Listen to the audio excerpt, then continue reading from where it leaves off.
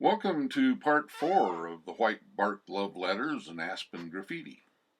If you have not viewed the previous 3 parts, or you have not subscribed to my YouTube channel, I encourage you to do so.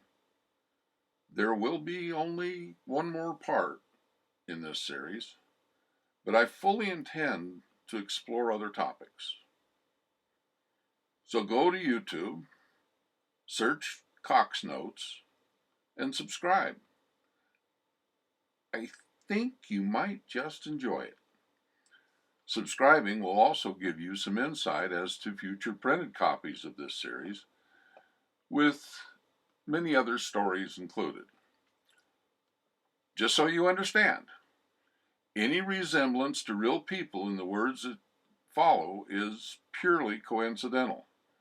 I have never even observed anyone carving the initials in the bark of a tree, let alone talked to them or delved into their actual backgrounds. I have simply made up stories about them for the fun of it and for your enjoyment. Chapter 15, David and Clara. I went to high school in a very small town in Colorado. Everyone knew everyone, and usually knew more about their neighbors than they really should have. From the time we were in grade school, there were 2 of us named David. I became known as David, and the other boy was known as Dave. That suited me just fine. My mother told me that my name was given to me as a reference to the king of Israel, who slayed Goliath of Gath, a larger-than-life Philistine. David brought down the giant with a stone from a slingshot. I could never bring myself to believe that anyone could have dreamed of calling King David Dave. Anyway, I took the story of David and Goliath to heart. I came to believe that anything was possible and that I should not underestimate what I was capable of doing. I should not and could not expect myself to be successful in every endeavor.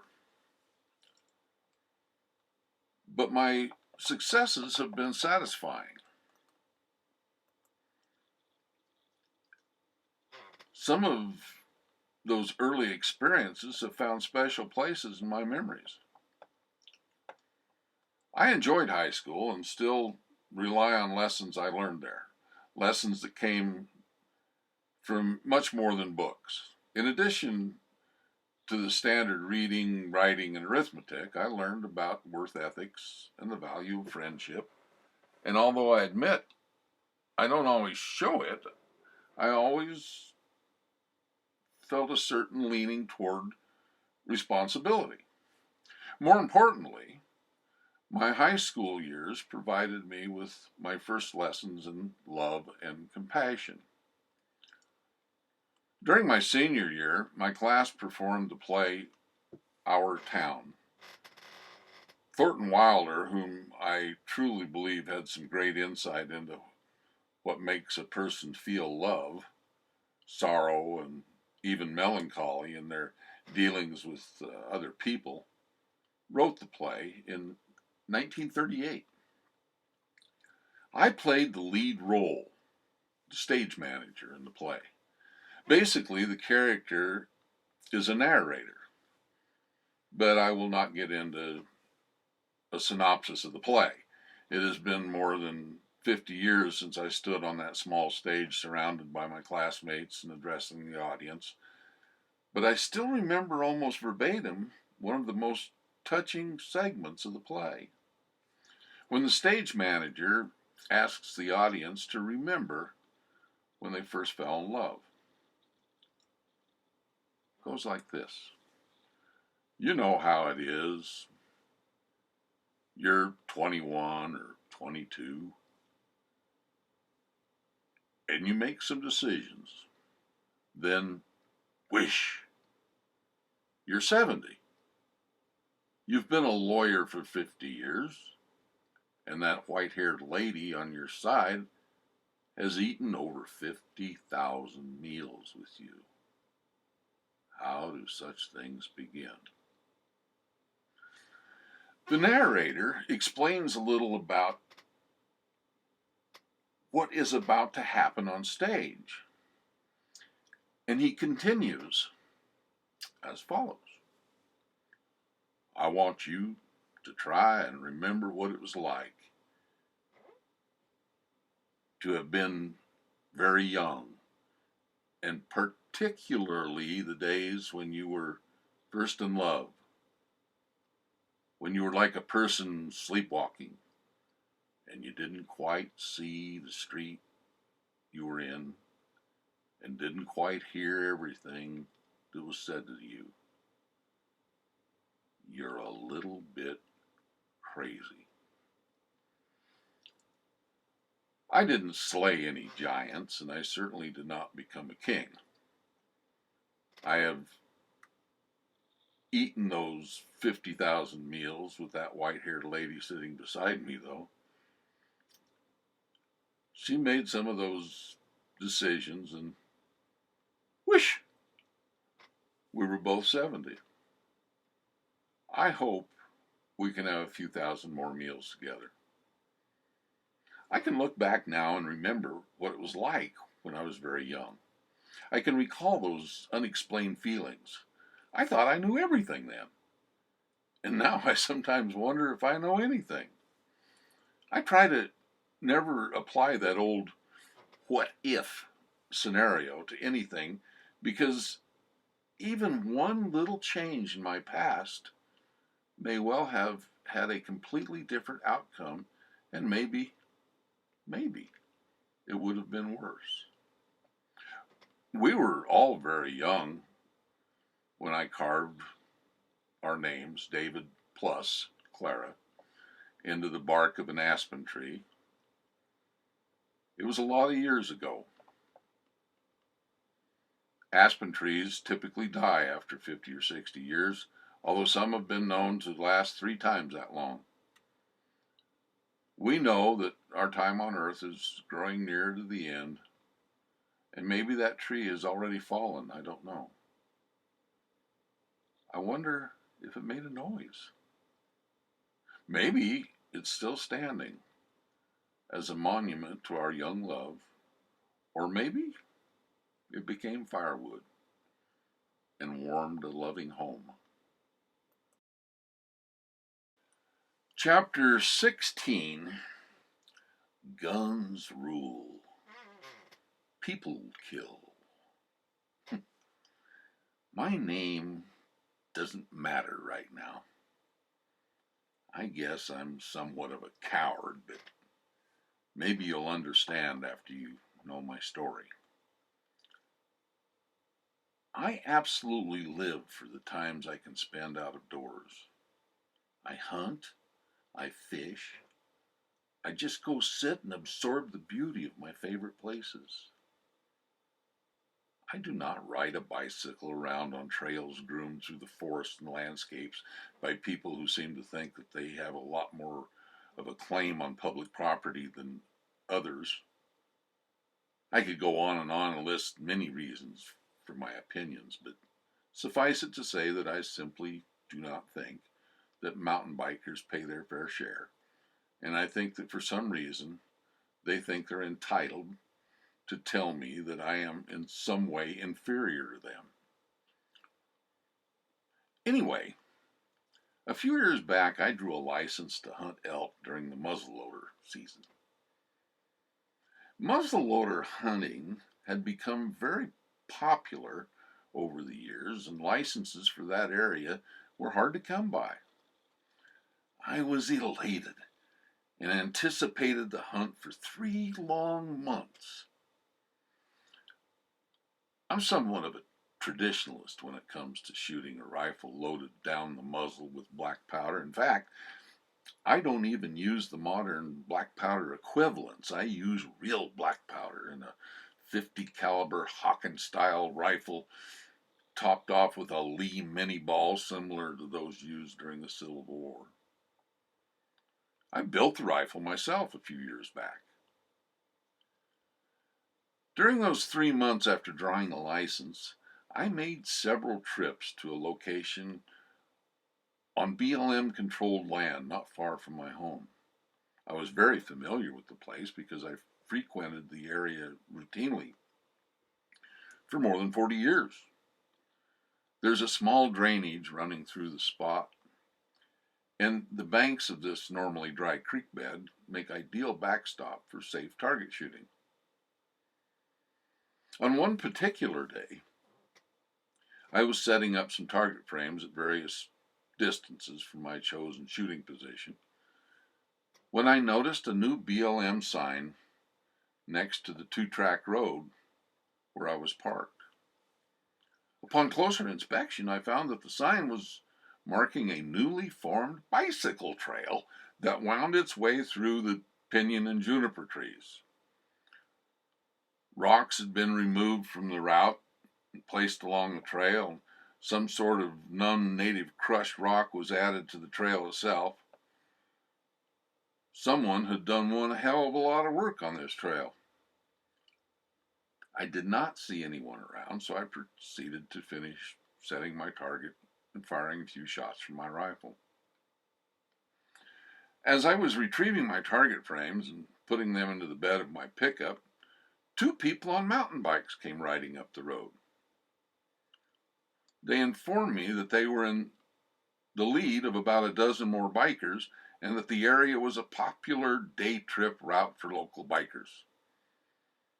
While they never said so, they implied that the bikers had exclusive rights to the trail because they had personally improved it, quote unquote. Then for the purpose of roaming around on their fancy 2-wheelers.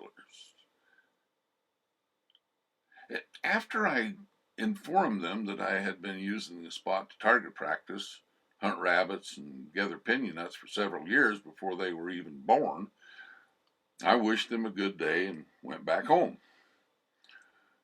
Now, I was not impolite to these people, but I have to say that I probably came across being a little sarcastic. I found out later that there were nearly 2 miles of groomed trails in that area. Now, on with my story. I was in my second weekend of hunting.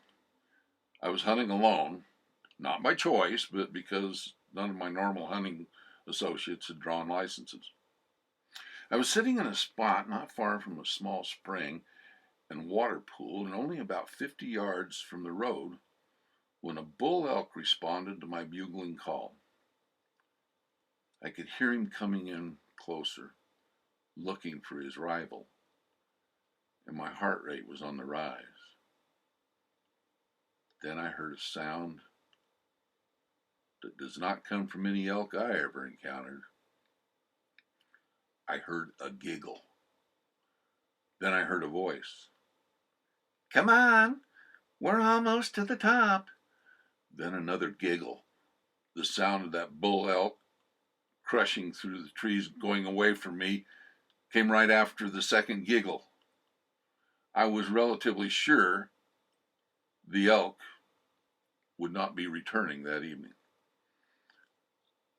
I hauled my dejected body back up to the road where I discovered the unmistakable tracks of 2 bicycles in the center of the road. Oh well. Having no real alternative, I returned to that same spot early the next day. I was once again sitting in that ideal spot when again a bull answered my call. This time the old guy walked right into my line of sight, not more than 40 yards away. He almost dropped in his tracks when that 360 grain bullet found its mark.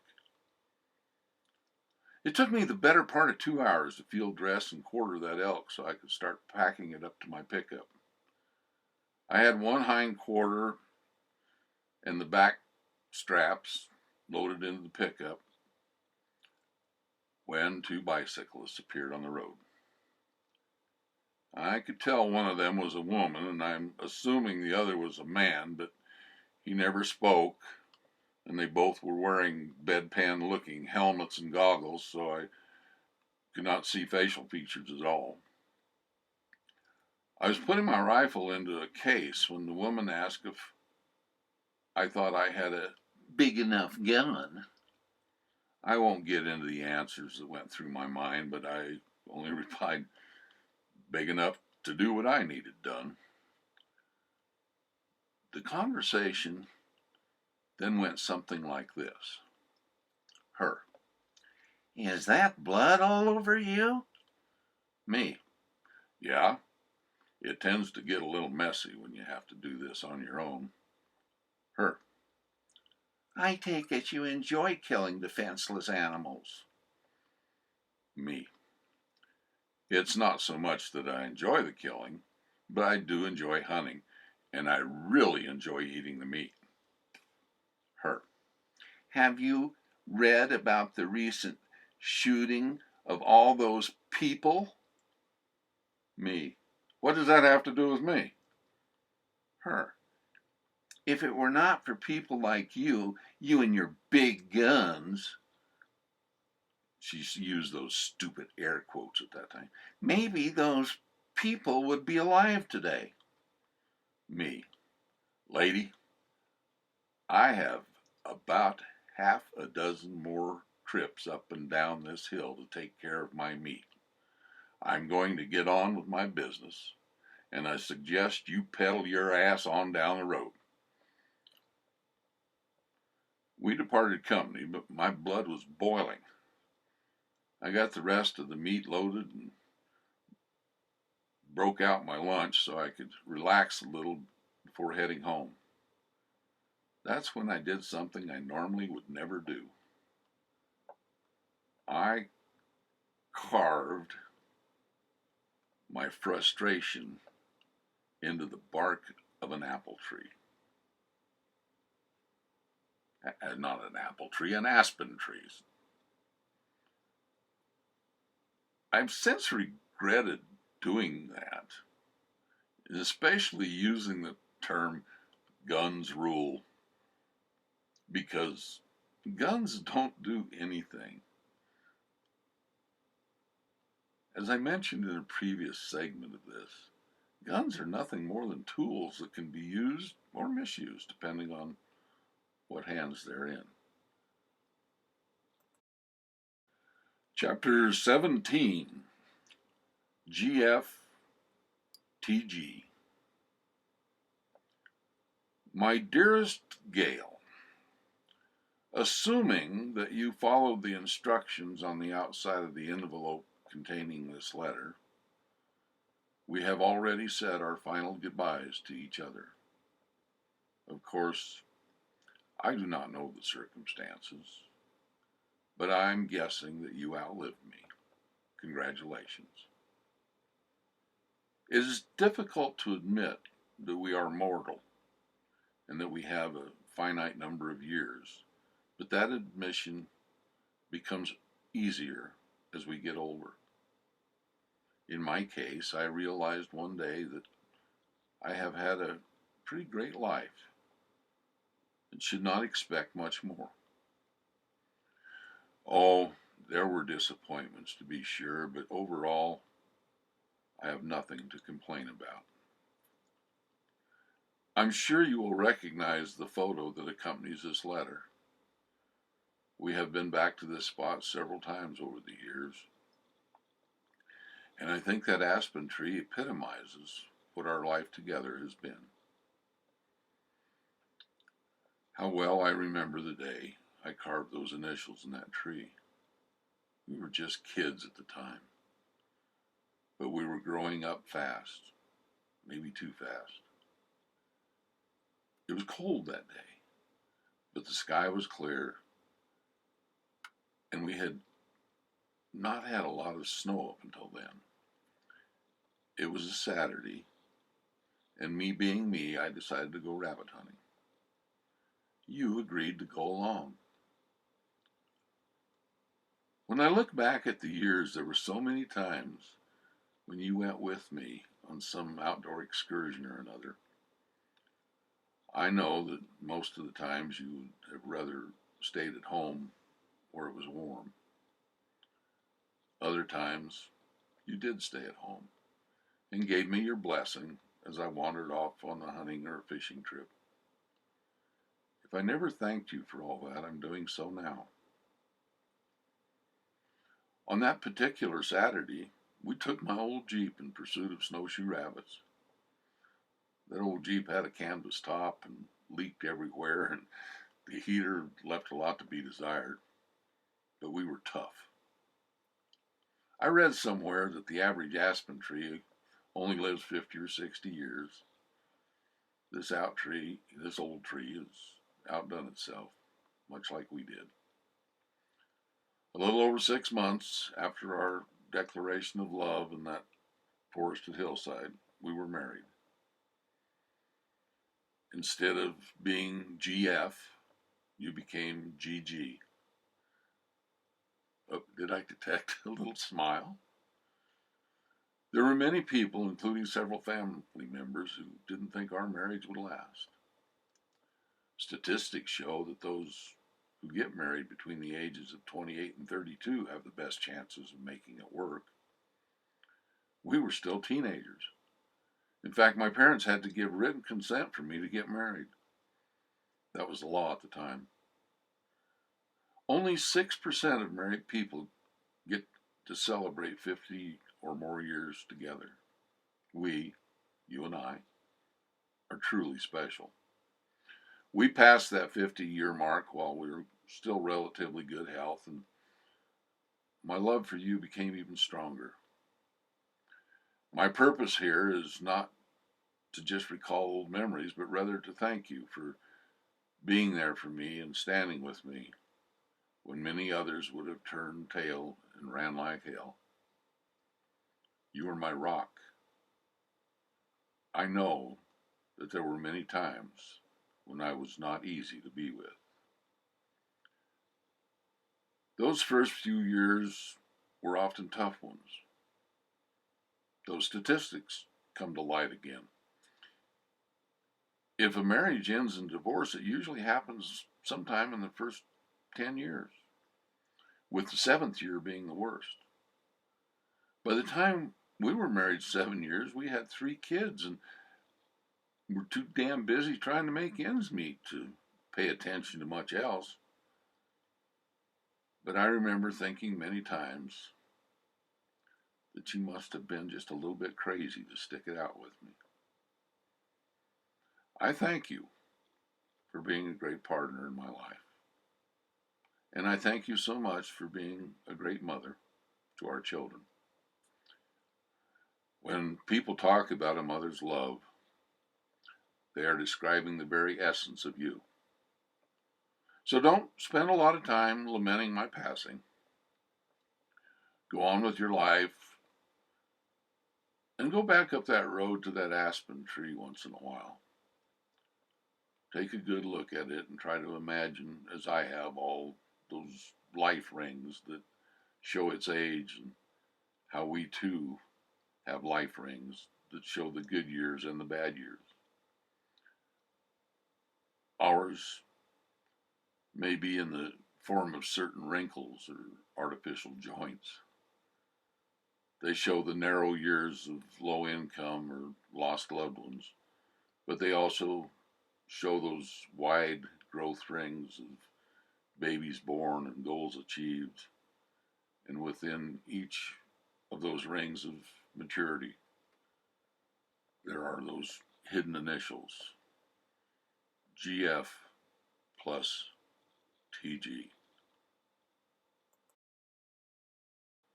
Chapter 18, BP. My name is Brian, and I am a vandal. There should be some sort of support group for people like me, but the acronym VA is already taken, and I never have been one for organizing things anyway. So I will suffer through my never-ending impulses to leave my mark everywhere, and I hope someone else will get help for people like me. I do have some ideas for these groups. They could meet at various places where vandalism and graffiti are obvious. They could take camp chairs to a dark alley where windows are broken out of vacant buildings. They could all sit in a big circle with their hoodies pulled up over their heads. Each participant would be required to bring a rock or a piece of brick or some other form of hand-launched projectile. One by one, each person in the circle would declare, "My name is," and state their name, "and I am a vandal." After the declaration, the person would confess his destructive item of choice. "I like to throw rocks," or "when I see a brick lying in the street, I can't resist the urge to break glass with it." After each participant confesses his or her disorder, he or she, because these groups will not be discriminatory, the item is placed in a trash container, which is supplied by the leader of the group. A volunteer will then take the container to an appropriate disposal site. The next meeting will be held near the railroad tracks, where nearly every train car is adorned with paint. These cars, you see, were parked there because they can no longer be used to haul coal from the local mines, because those miners have been put out of work when various environmental wackos closed down the mine. The admission to this meeting requires at least 1 can of spray paint. The color is optional, but the older ones that have a lot of fluorocarbons in them will be especially encouraged. Again, declarations will be made. "My name is blah, blah, blah, blah, and I am a vandal. I am addicted to spraying paint on everything that catches my eye." The attendees at this meeting will be special. They actually believe that what they do results in some form of art that's deserving of display, especially in the street corners of various cities. But they will be meeting to give up their habits. They, too, will place their tools of habit into a large bin, this one supplied by Earth First. The bin will be picked up after the meeting adjourns by a masked person utilizing a horse rescued from a local rancher and pulling a cart made from recycled beer cans. The horse, of course, will be wearing a diaper, and nobody is allowed to question where the discarded spray cans are taken, nor to what use they will be put to. Lastly is the group into which I will be a member. We will meet on a special piece of public land and acknowledge that access to these lands is constantly being eroded away. We will form our circle around an old campsite that boasts an array of plastic water bottles, beer cans, plastic bags, and even an old leather couch. We will admit that our behavior may be at least partially responsible for some of the onerous regulations being applied to public lands. We will each condemn the actions. Then, after the meeting breaks up, I will stay behind for just a few more minutes and carve my initials in an aspen tree, just to show how much I care. Bob Cox here again. I hope you've enjoyed the previous segments of White Bark Love Letters and Aspen Graffiti. And I encourage you to go to YouTube, search Cox Notes, Coxnotes, and subscribe to this channel. Likely there'll be one more segment of white bark love letters. But I've got a lot more on my plate, as I said at the beginning of this particular presentation. So, once again, it's important for you to subscribe to this because I'm going to have fun with it regardless, and you may as well join in. Thank you much.